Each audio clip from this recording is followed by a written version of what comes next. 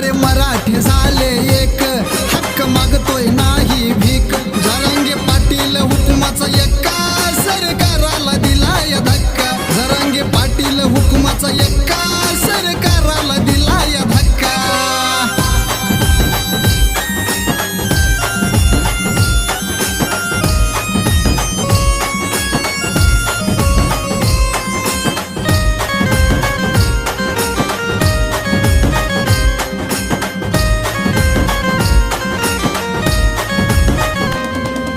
हिरा जन्मला पाटलाच्या पोटी, लढतोय साऱ्या समाजासाठी.